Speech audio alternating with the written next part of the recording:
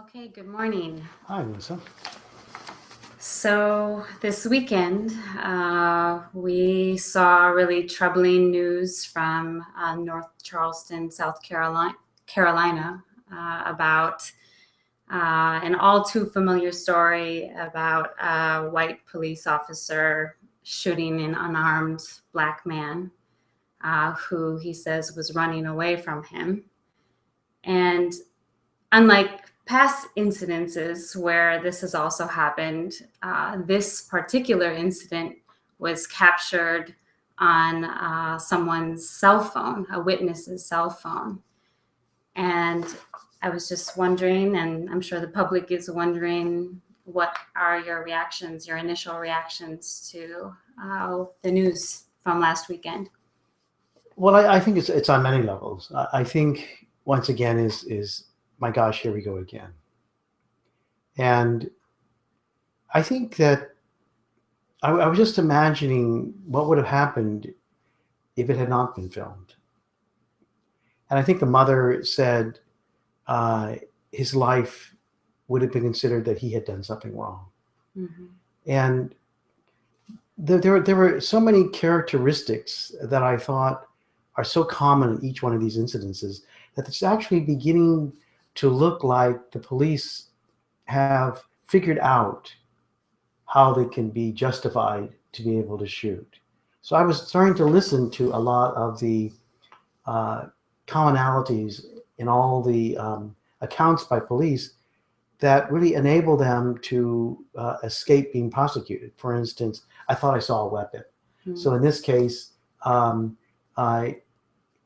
again, there's that suspicion that he might have had a weapon, that he resisted, and there was a struggle. I felt like my life was in danger, and or he struggled for my taser, or whatever that might be, and so that's why I shot.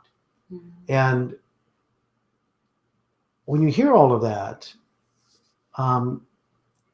you go, oh, I guess it must make sense. No wonder his life was in danger. But in this case where he's running away, and you begin to wonder, well, did Michael Brown run away? Mm-hmm. And when he was shot in the back, and the question that came up for me once again is so he's running away. The police officer is no longer, his life is in danger. If it, in fact, this was the scenario, then how many shots did it take?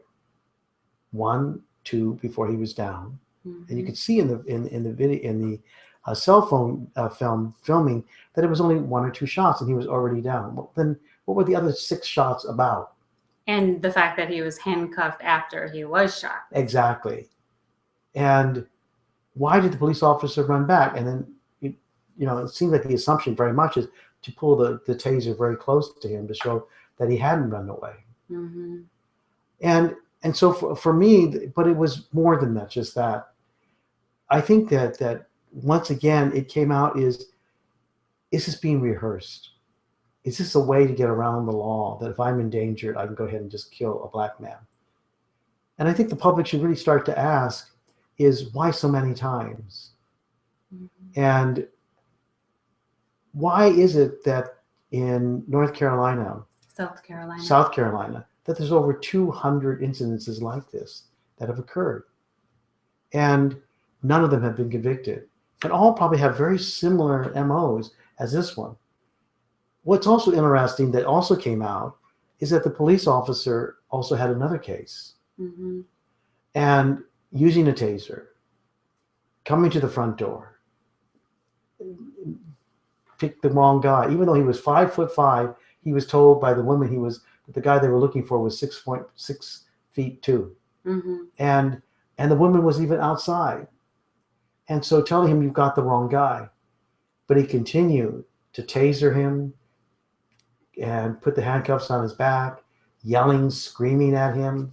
And with his long history, with the internal affairs apparently investigated this situation. Mm-hmm. But along with that, what ended up is that they never really went back to interrogate him. Mm-hmm.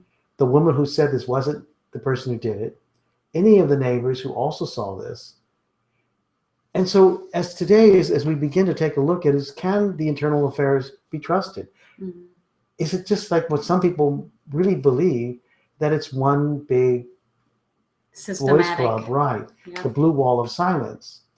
On top of that, Mr. Santana, the witness, the witness from the Dominican Republic, who was filming this, he suddenly realized he was really filming something really important. But what's really significant too is that he thought of erasing it because it would be too dangerous for him to turn this in. Mm-hmm. Imagine that. Too dangerous to turn into the police. Mm-hmm. And that tells you the environment that exists there. And we wonder why there's such a distrust in the communities of color. Right. It only reinforces that. It reinforces one more time when people say, well, why don't you just go to the police? Why don't you report it? Right. Is because they don't trust the police.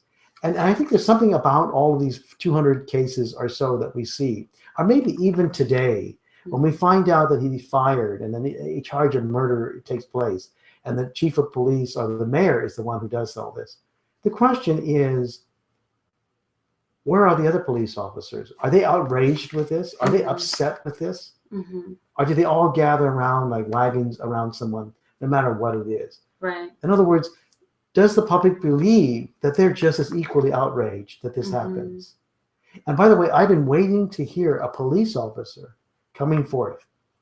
Just like in Ferguson, when black police officers and many other black officers around the country talked about the racism in the police stations, where were any white officers saying, wow, that's important to hear? Right.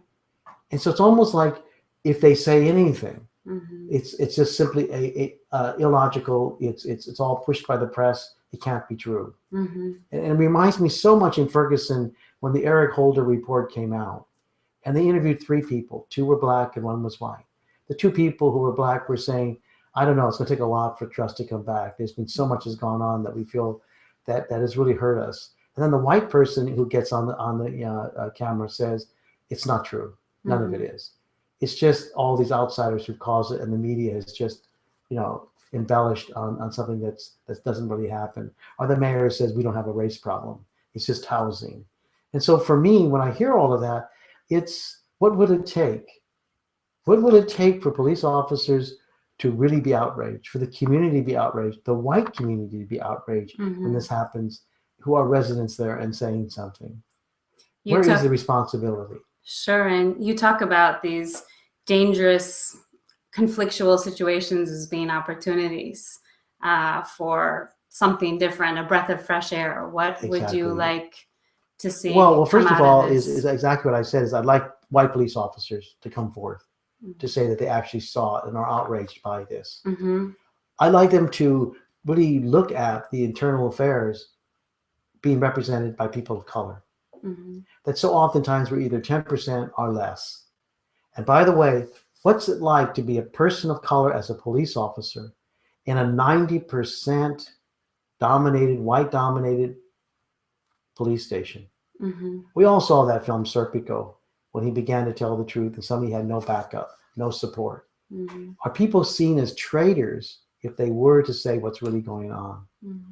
And I really think it's important that we look at, can a dishonest police station be able to police itself?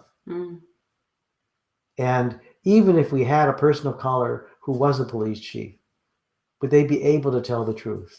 Would they be able to talk about what they actually see without feeling threatened, without feeling that they would have a huge backlash?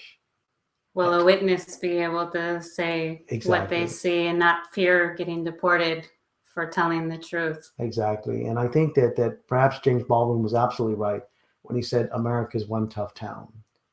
Because if you ask most people of color, do you have faith that no matter where you go in another town, to move out of this town? Like some people say, well, just leave, you don't like it. Do we really believe that it would be different even in the town you live in? If we live in such a liberal California, do we really trust the police?